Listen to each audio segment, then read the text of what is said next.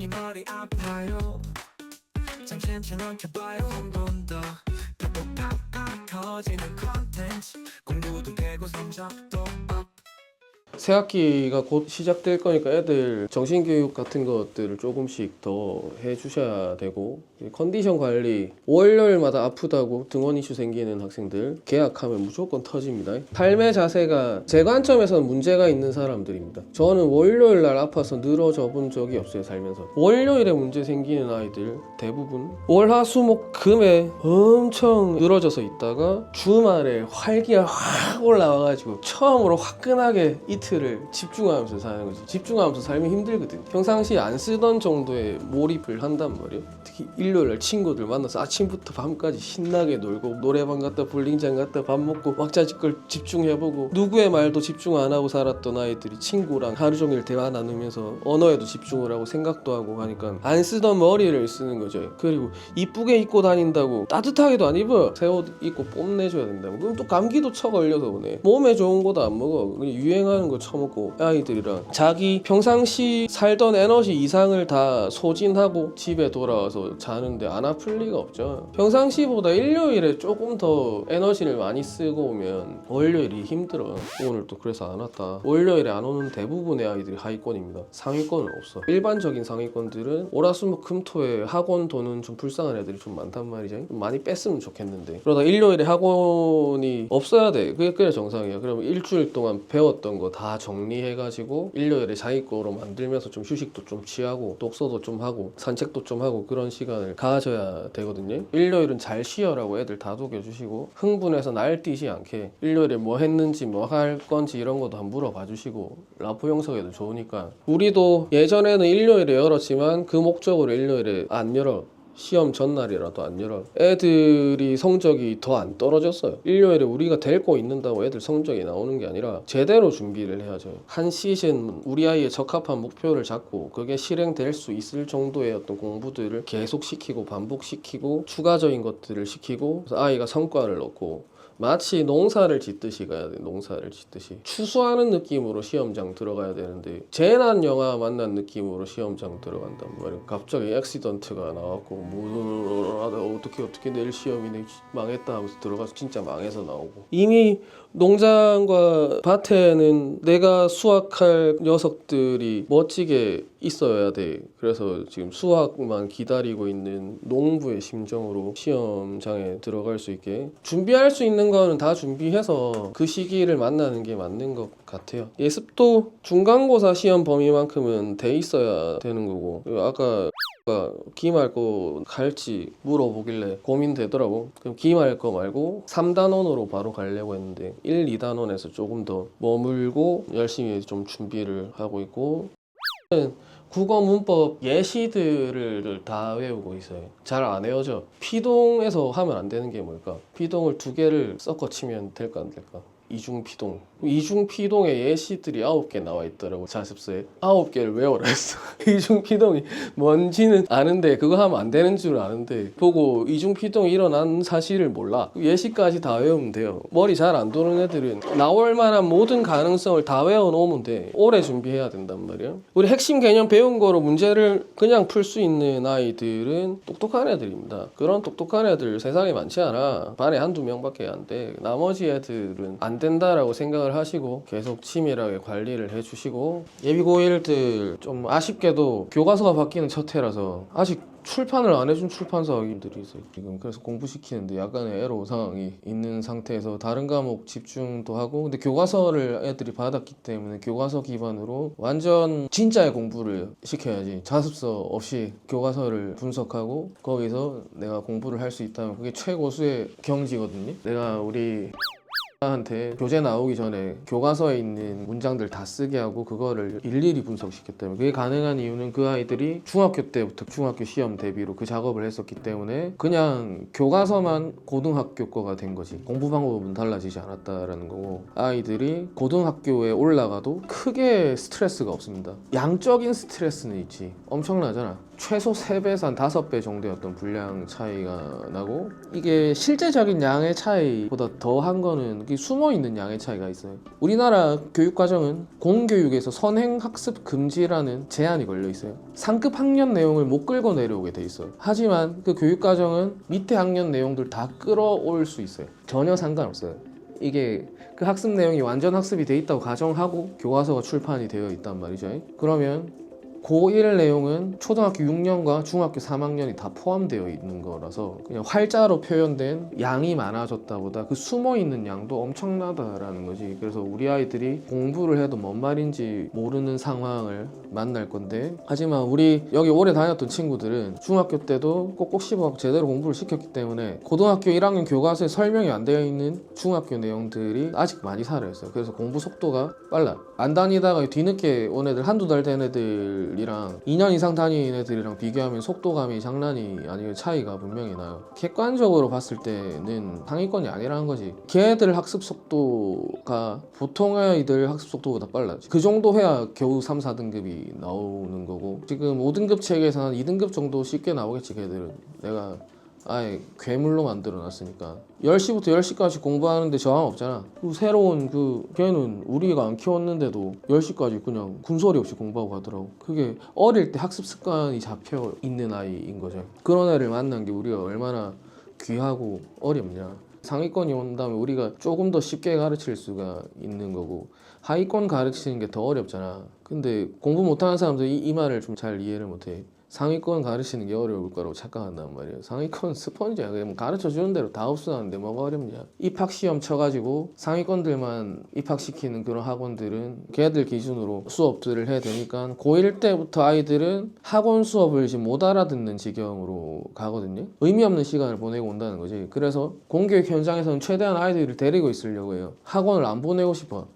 그래서 갑반고나 자사고나 조금 치는 학교들은 애들을 밤에 강제로 좀 데리고 있어요. 그 몇 년 전까지만 해도 강제 야자가 있었어요. 일주일에 한두 번만 학원 갈 수 있게 야자를 풀어줬었단 말이에요. 학원쌤들보다 학교쌤들이 교육에 대해서는 더 전문가라고 봐야 돼요. 교육학을 전공했고 임용고시를 통과하신 분들이고, 학원쌤들은 그 학습 내용 가르치는 거에만 특화돼 있지 교육학에 대해서 제대로 공부된 사람들 별로 없어요. 그러면 교육학적 관점으로 봤을 때 아이들이 자기주도 학습을 해야 효율적이라는 것들을 우리는 다 안단 말이야. 괜찮은 설명을 들어가지고 그 설명으로 문제를 풀어내는 거, 그거 효율적인 거 아니야. 매우 비효율적인 거야. 다 날려먹잖아. 우리도 현장에서 경험하잖아. 티칭 해준 거 다 까먹잖아. 애들 가르쳐봤자 소용없다니까. 다 까먹어. 하지만 그 아이가 혼자서 능동적으로 이제 반복했던 그런 것들이 더 오래 남고, 스스로 공부해서 오답하고 이런 것들이 더 오래 남아가지고 그게 더 효과적이라는 걸 우리는 알고 있는 거지. 빨리 배우는 게 효과가 있는 게 아니라, 빨리 배우는 게 효과가 있는 게 아니라 안 날려먹는 게 더 효율적인 거지. 학원 도는 애들보다는 학교에서 야자하고 있는 애들이 더 공부 잘하긴 해요. 지금 아이들이 해야 되는 게 뭐냐면 그날 배운 거를 그날 복습하고 소화를 해야 돼요. 그날 학교에서 배운 거를 다 소화를 해야 된단 말이에요. 근데 학원 커리에 들어가면 그거를 못해. 학원쌤이 준비한 거를 하고 나와야 된단 말이에요. 복습을 따로 할 시간이 없어요. 그래서 학원 안 다니고 야자하는 애들이 훨씬 더 공부 잘하는 게 거기서 나오는 거지. 학교 시험은 학교 교재 안에서 나온다라는 거지. 그러면 우리도 해줘야 되는 거는 일단 학교 수업을 원활하게 들을 수 있게 예습을 시켜놔야 되고, 학교 수업에 집중할 수 있게 정신무장을 시켜놔야 되고, 태도를 만들어놔야 되고, 착하게 만들어놔야 돼. 그 다음에 그날 배워온 거 다 들고 그래가지고 복습을 시키거나, 아니면 여기 있는 자습서 가지고 오늘 학교에서 배운 내용을 소화한 다음에 추가적인 학습을 할 수 있게 지도를 하셔야 되는 거지. 그리고 석식 신청, 이거 골 때린다. 석식과 마지막 교시 사이에 자습 있죠. 그때 애들 놀아. 차라리 하원 한 다음에 여기 오는 게 나아요. 하원에서 여기 와서 집 가서 엄마 밥 먹는 게 나은데 시간 날리는 경우가 너무 많아. 밥 먹기 전에 그 소중한 자습 시간에 애들이 공부를 안 하고 오는 경우가 많아요. 무리 속에 1인이 돼 있다는 게 되게 무서운 거야. 친구들이 다 노는데 나 혼자 공부하기 힘들다고. 그래서 그 시간이 아깝기 때문에 차라리 여기 와서 자습을 하고, 아니면 집에서 좀 쉬다가 밥 빨리 먹고 딱 시간 좋단 말이죠. 그 느낌으로 훈련들을 해야 되고, 동아리 제일 조심해야 되는 동아리는 방송부입니다. 근데 방송부를 까는 게 아니라 방송부 위치가 선생님들 주변에 있어요. 선생님들 심부름들을 많이 하고, 그리고 방송부가 학교에 봉사를 엄청 많이 해요. 애들이 방송부 행사 때문에 공부를 못하는 경우가 많아. 근데 학종을 준비해가지고 그쪽 계열로 갈 거면 일단 공부를 잘하는 녀석이면 지지해주고, 공부를 잘하는 녀석이면 공부를 안 해도 충분히 따라가요. 최상위권들이 지금 공부하는 이유는 오롯이 반복밖에 없어. 걔들 이미 다 아는 내용을 배우고 잘하는데도 열심히 한단 말이에요. 그런 아이들은 학교에서 2-3시간 봉사하고 와도 돼. 근데 우리 동아리 선배들 대학 잘 갔어, 여기 하면 세특 잘 써줘, 학종 대비하려면 이런 활동 해야 돼 라고 하면서 그거 하는 애들은 좀 사기당하고 있는 거예요.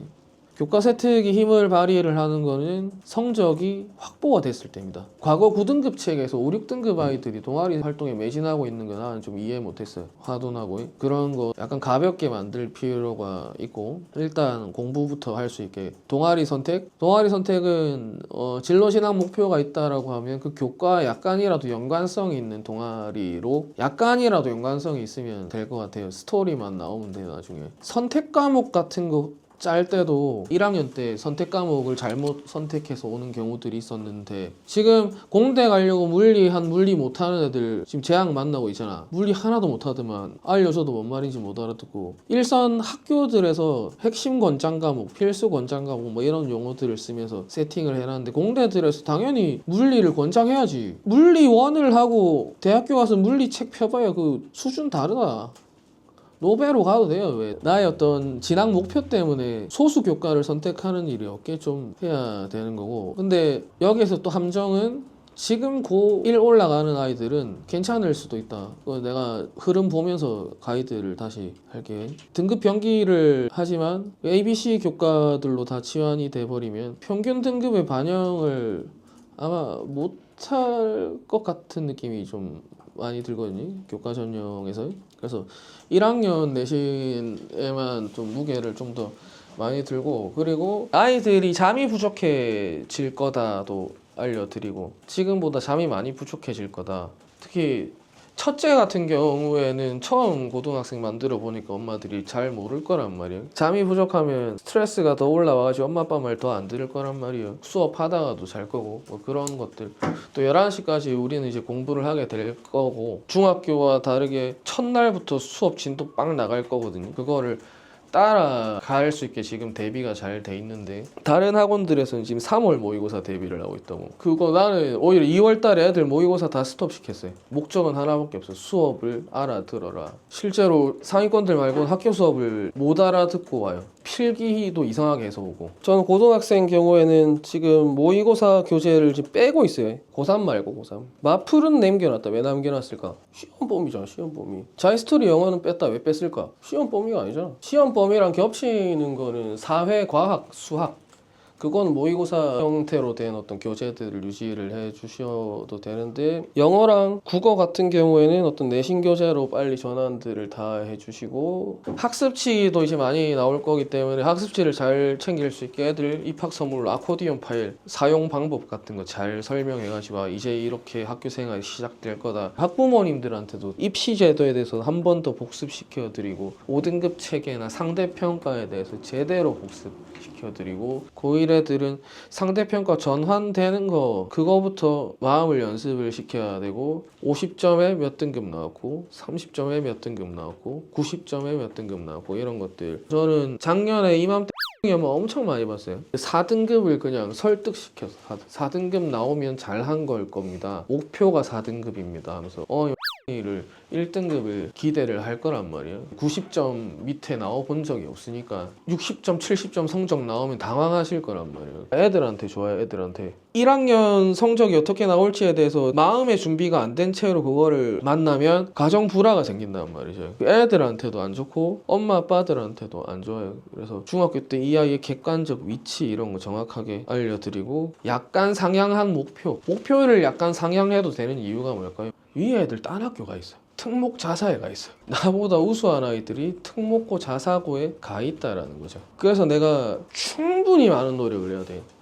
기회입니다. 기회. 일반고에 갔다는 것 자체가 기회란 말이에요. 근데 중학교 때 학습량을 유지하면 그 기회를 못 먹겠죠. 아이들한테도 알려주는 거지. 일반고 전교 1등은 그 학교에서 공부를 가장 많이 하는 아이다로 알려주시길 바랍니다. 잘하는 애들은 다른 학교에 있다. 아닌데요. 우리 학교에서 공부 제일 잘하는 애가 같은 학교 왔는데요. 말하더라고. 아니다. 너희 학교에서 제일 잘하는 애는 딴 데 갔다. 영재고 같고 과학고 같고 외고 같고 전국 단위 하사고 같이 그거 안 갔다. 네가 아는 걔는 너희 학교에서 제일 잘하는 애가 아니다. 아닌데요. 잘하는데요. 인정하지 마 임마. 너보다 잘하는 애들 인정하지만 너보다 공부를 많이 한 녀석들이야.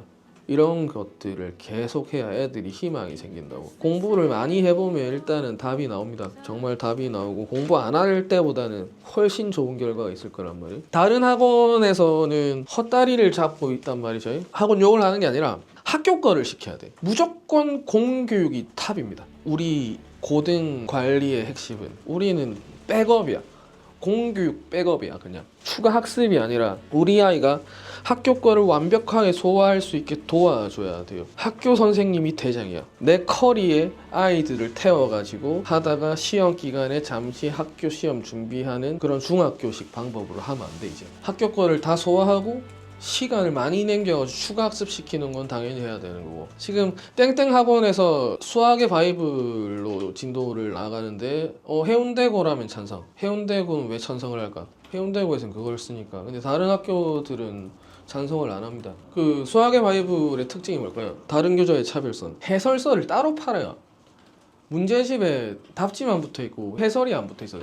해설집을 따로 팔아. 해설집까지 사는 야무진 애들 별로 없어요. 그럼 학원에서 그거를 교재로 쓴다고 하면 해설이 없으니까 강사의 힘이 올라가겠죠. 근데 그 프린트가 학교 거면 나는 매우 훌륭한 학원이라고 봐요. 그 학원은 보내도 돼. 학원쌤한테 잘 배워서 와라고 할 것 같아 나. 그리고 학원 달고 있는 애들은 토요일 일요일로 스케줄 변경 다 해달라고 해. 평일에는 1회까지는 봐준다. 1회까지 다른 과목도 공부해야지. 티칭만 받고 있을 시간은 없어요. 그날 배운 거 그날 다 소화하는 게 우리의 최종적인 목표라고 생각을 하시면 되고, 고등학교 상위권 많이 만들어 봤거든요. 이 방법대로 가야 된다. 그리고 어중간에 강의 없으면 공부 안 되는 친구들이 강의만 들었을 때 효과 본 적이 없다. 오히려 다니던 학원들을 그만두고 성적이 오른 경우가 더 많았다. 공부를 12월 말부터 지금까지 야무지게 잘 시켰어야 됐고 10주 정도 다음 학기를 준비를 할 수가 있는 중요한 기간이 겨울 방학이었다. 중간 점검하듯이 한번 훑어보고 잘하는 부분 못하는 부분 또 구분도 해주시고, 그 구분은 메모를 해야 되는데 애들 책 목차에 하는 게 제일 쉬워요. 잘했던 부분 있으면 뭐 하트표를 해준다든지 어려운 건 별표를 좀 쳐가지고 뭐에 대해서 무게를 좀 더 줘야 될까 이런 것도 해보고, 내가 기본기를 잘 키워놨다고 하더라도 그 아이가 10몇 년 동안 공부한 게 지금 효과가 없잖아. 우리가 10주 공부시켰다고 크게 달라지진 않아요. 이 단기간에 실력이 오를 거라고 절대 믿지 않아요. 애들이 단기간에 그렇게 안 올라가. 하지만 우리는 그냥 오래 데리고 있으면서 애들을 공부할 수 있는 어떤 틈을 많이 만들어줬다 정도. 그리고 반복의 힘도 알려줬고, 그 반복 학습 중요합니다. 못하는 애들은 천천히 느긋하게 시험 범위 다 못 봐도 돼. 시험 범위 다 봐도 20점 나오잖아. 다 보는 게 의미가 없어. 3분의 1만 보더라도 확실하게 보고 30점이라도 받아야지. 그래야 아이가 자존감이 보호가 되지. 학교에서 바보 취급당하면 그 마음이 문드러진다. 애들이 자기 자존심 지키고 자기가 노력한 시간이 의미 있을 수 있게 좀 잘 관리해줘야 해. 시험 범위 여러 번 보면서 대답을 하는 게 신기하잖아. 땡땡이들이 이제 대답을 좀 하기 시작하죠. 신기하잖아. 소름 돋아야 돼요 여러분들. 이렇게 오래 준비시켜야 겨우 대답을 하는 아이를 겨우 3주 공부시키고 시험장 들여보냈네 라고 충격받아야 돼요. 시험 기간 3주만 잡아도 되는 친구들은 상위권들이에요. 공부된 게 많은 사람들이 하는 공부랑 공부된 게 하나도 없는 사람들이 하는 공부는 시간 차가 엄청나게 많다라고 보면 된단 말이죠. 그럼 지금부터 중간고사까지 약 몇 주 정도 있을까? 또 이제 10주 정도 또 있겠네. 그럼 한 15주에서 한 18주 정도를 다음 중간고사 타겟으로 공부를 시켰을 때 우리 아이가 성과가 나는가를 여러분들은 경험해야 돼. 성과 안 나는 학생이 있을 수도 있어요. 그 학생이면 여러분들이 한 작업이 뭐냐면 학습 습관 들여주는 거. 그거는 초등학교 1학년에서 3학년 사이 아이가 본격적으로 엄마 아빠 말 안 듣기 시작하기 직전에 해야 되는 작업이거든요. 그때 공부 습관 들여 있는 애들이 나중에 공부를 잘해요. 이번에 온 애들 얼마 안 다녔는데 습관이 엄청 잘 들여져 있잖아. 어렸을 때 어머님이 대단한 거 하신 것 같아. 뭔가 했어. 머리가 문제가 아니라 차분하게 잘 앉아 있잖아요. 그 이후에는 전쟁입니다. 전쟁. 잔소리는 안 먹히고, 잔소리보다는 그나 자연적 결과 경험이라고 하거든. 자연적 결과 경험은 자기들이 행동해보고 되네를 느껴보고 스스로 감탄하고 그 과정 속에서 학습 습관이 잡히거든요. 누군가의 강력한 리드로는 억지로 잘 안 잡혀요. 본인이 잘 되는 걸 경험해야 된단 말이에요. 그러면 그런 것들을 잘 잡아주는 것도 우리의 역할이 될 거고. 어렵다. 되게 어렵다. 저렇게 공부하게 만드는데 한 5년 걸린 것 같아요. 아직까지 마음에 안 들어. 이게 잘 안 되는 애들도 있단 말이에요. 그런 애들은 오래 데리고 있으면 해결돼. 오래 데리고 있고, 나를 키워줬던 교육자가 계속 쭉 키워주는 게 제일 좋은 것 같아요. 아이들이 시험을 말아먹게 되면 새로운 학원에 가서 상담을 받잖아요. 애 상태에 대해서 새로운 선생님이 진단을 내려주는 게 그게 말이 되는가 모르겠다. 2, 3년 동안 데리고 그 아이에 대해서 제일 잘하는 강사의 말은 안 듣고 우리 아이를 처음 본 강사의 말을 들어, 엄마들이. 그럼 사교육 시장에서 발견되는 최고였던 모순점이거든. 그 비이성적인 순간들이 계속 반복되는 거는 성적에 대해서 누군가가 책임을 져야 돼서 그래. 그냥 벌 받는 거야. 강사가 벌 받는 거야. 내가 우리 아이를 제일 잘 알고 제일 잘 가르쳤지만 성적을 못 빼가지고 벌 받는 거야. 우리는 원망 받으면서 학생을 보내게 되는 거죠. 그래서 성적 관리도 중요한 거긴 한데 가능한 목표를 이뤄내야지. 학부모님들의 목표가 말도 안 된다면 왜 말 안 되는지 설명해 드리면 어머님들 다 이해하세요. 다 이해하신다.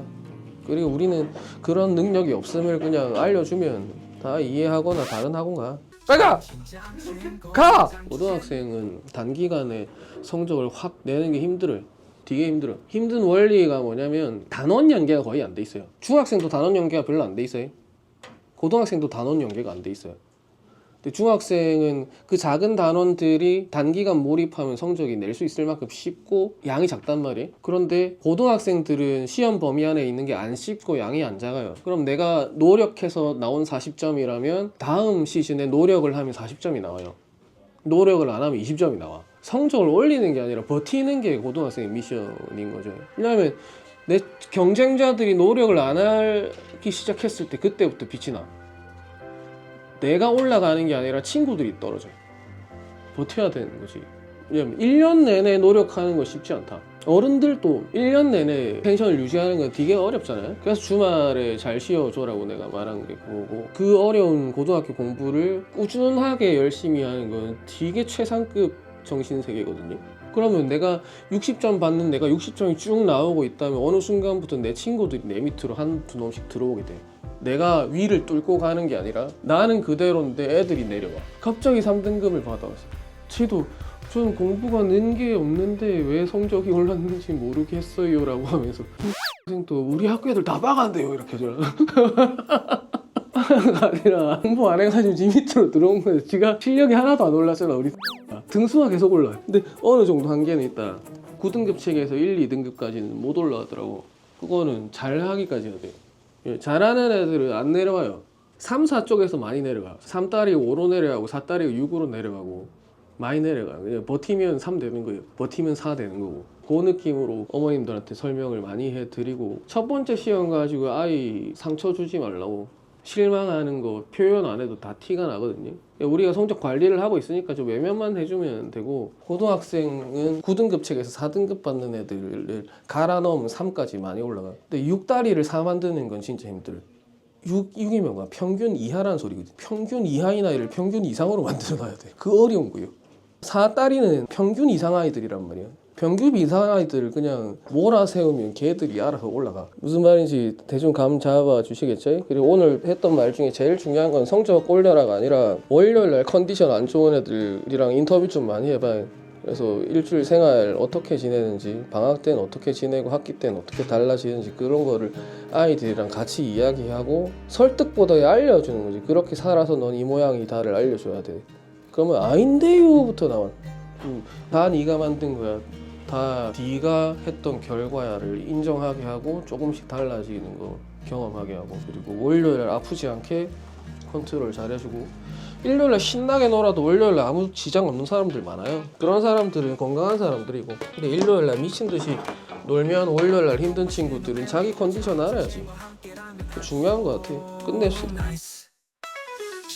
장친 공부 장친 재밌고 신나는 공부 비법 장친 채널 들어봐 공부도 웃으면 할 수 있어